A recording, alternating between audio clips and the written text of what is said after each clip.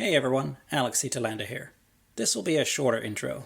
If you want the full one, check out the first part of the Behind the Ostium series, which I highly recommend if you want to do this in order. And if you enjoyed the first episode and would like access to the whole series, you can do that on the Ostium Network Patreon at patreon.com/ostiumpodcast.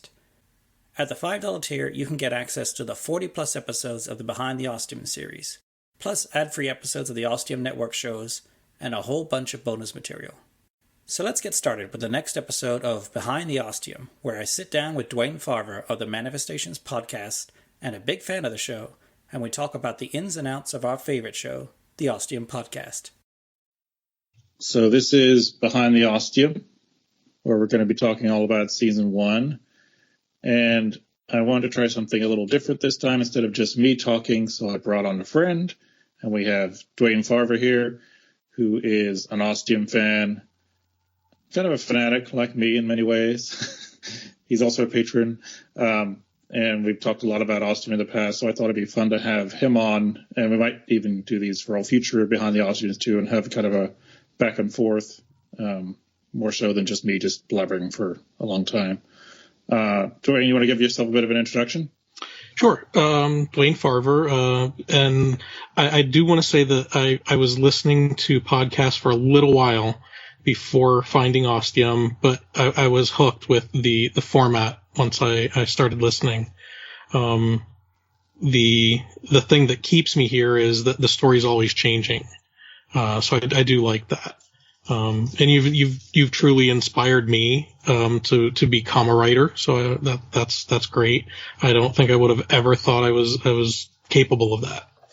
So yeah, we had Dwayne do a little Ostium file mini episode thing. Yeah, that an idea he wanted to play around with that we were able to fit into the Ostium verse. It worked out really well, and then people read it, and then they said they wanted more from you, and you started thinking, and then you came up with this whole world you're developing now, and it's going to lead to a show called Manifestations that should be coming out September. We're shooting for, is that right? There'll be some teasers leaking in August, and then the official in September. Yeah. And can you give a little summary about the show? I'll try. Sure. It's but don't give too much away. Yeah, it's well, the business card is a hopeful solar punk story told by someone out of place and out of time. So, like you said, it began with my Ostium story. So the door I went through was a door I didn't really choose, where all of the other Ostium door stories are ones where the people chose where they were going for very specific reasons, and I just sort of found myself somewhere, and I didn't even know how I got there. That sounds a lot like Ostium. Yeah. And I didn't want to plagiarize too much on the doors, so I left the door out of the story. But I included some other little bits that will tie back to Ostium. So I find myself someplace, and it's in my past, and the character will do what I think most people would. They know they're somewhere and something bad is going to happen, so they'll try and stop it. From there, that's when people said, well, what comes next? And I'm like, yeah, I don't know. I didn't really plan on anything to come next. So that's when the story takes a really big leap, to a different time, and we're going into the far future. Some nasty things have happened, and the planet, has not fared well. But society as a whole has come out of it better. There's always going to be. Okay, I think that's enough. Okay, that's enough. Don't want to spoil it too much. Yeah, and I think we'll have to do a whole separate Behind the Ostium on just Manifestations once it comes out, maybe, or talk about it for a while. So we're going to be talking about season 1 Ostium here. So I kind of went through the episodes in my head and jotted down notes and things, pulling from my memories, trying to reach way back from when I was first writing Ostium and starting it. And so I'll start with an interesting little factoid. Originally, the part of Jake was going to be an Asian person named Jeff Lee. I've got the notes for it still.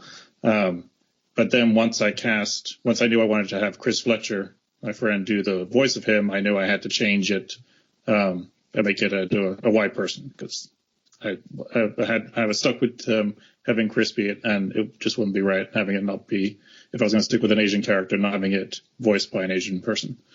But I have been, with my summaries and things I've been sending out through my manager to different movie companies and TV companies, I have kept him as an Asian character in that. So maybe if one day Ostium becomes a TV show, hopefully the Asian character of Jet Li will still be there. Population Zero, it started in my mind as a short story. That's kind of how I started. I was never necessarily thinking to make it into a giant show or long-running thing. I just started small at first. And with most of our writing, I just let the story come out through the character, through the setting I'm creating. I started somewhere local in the Bay Area, where I'm from, where I live now. And then I knew I wanted to take it to somewhere that I didn't know about, which is when I set it many hours north into a nebulous place in Northern California. I did do actually when I was first creating the logo for the show too, which is kind of funny. I don't know. I should see if there's any of these surviving still. I originally had the picture of the logo, and I made it myself with the white sign and the Ostium and the Population Zero and stuff. And then once I brought Sarah, the artist, on board, she quickly fixed it back to the green, because then she told me all California road signs are green, not white. And then my last note I got on for when I was writing this, I was obviously influenced a lot by Tanis, Welcome to Night Vale, and Limetown as strange little places, but also the ambience, the setting they create, when you're listening to them, that I really wanted to try and get that with Ostium, which I do think I was able to develop into. Sure. I did enjoy finding out and it was very early in episode, we find out where Jake lives, where he works, what he drives. He likes listening to Pink Floyd. It was really, to flesh out the character that early was really good. It got me immediately behind Jake. He was someone that I could like and relate with. Mm-hmm. Connect with. Yeah. And the fact that I think we've talked about it before, GeoGuessr, I didn't realize that was a real thing. And so after. Yeah, there's been a few people. I had one person on Twitter the other day was showing, hey, look, I'm playing GeoGuessr, a little screen cap, because they didn't even know it was a real thing. Yeah, I think I wanted to put as much detail in there to begin with to kind of give me a grounding, so that this is actually a thing they do talk about in writing classes, that when you're writing in the speculative fiction, whether it's science fiction or fantasy, and you're taking it to somewhere that's totally made up and new, and that not necessarily a lot of people can connect with, you want to ground it in facts to begin with that people do know and can connect with. And that way, then when you take that person to that other place, they're at least still got a foothold on it, so to speak. The one thing that I do remember when he was playing GeoGuessr and gets to the sign, and I'm like, why would you even have a sign if it's population zero? And that made me think of, the town near me of Centralia, where it isn't population zero, but very nearly. The state has, or the government has officially removed the zip code. It doesn't have a post office anymore. If you send mail to them, it goes technically to another town. So, right. Other things in the story that I wrote some notes about was that the rusty gate and the high walls around the town made it seem medieval, but then, when he finally does look inside, it's definitely not a medieval town.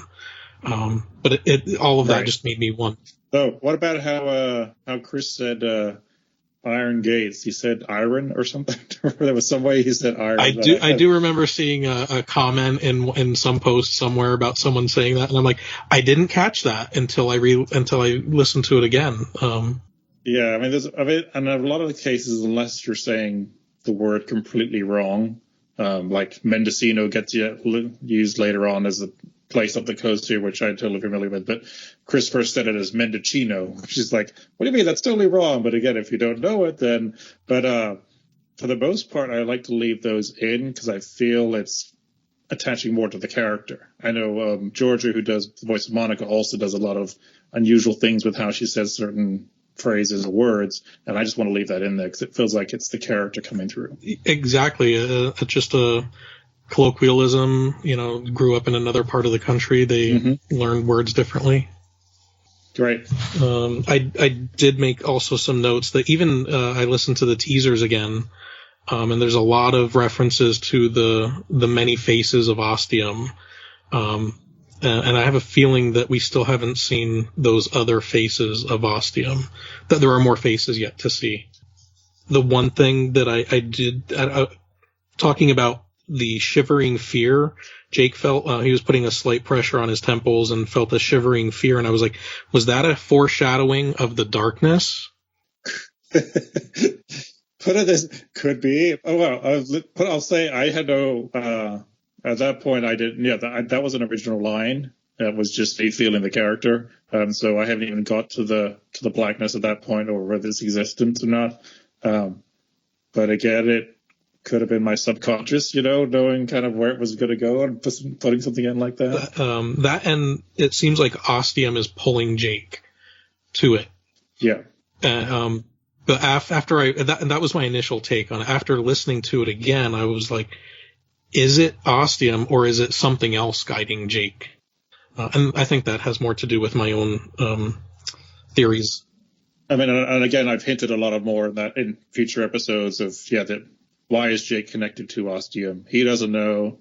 Monica doesn't know. I'm pretty sure I don't know yet. Okay. But I will. But I've also hinted that before. There's the episode later on this season. It is Visitors, I think it is.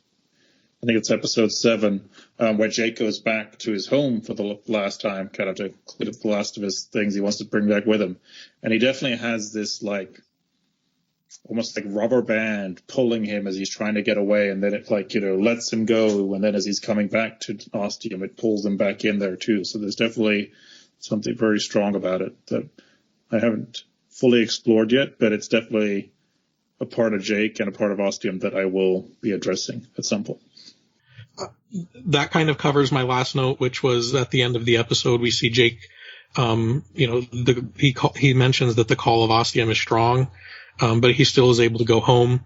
He makes the recording, plans to return, and another reference to the faces of Ostium. Mm-hmm. Well, I wanted to end, even though it was a short story, I knew at that point it was a series I wanted to write. And so I wanted the strong beginning that it had, but I also wanted to have a kind of cliffhanger-y end to lead in then to the next episode to bring back listeners for more.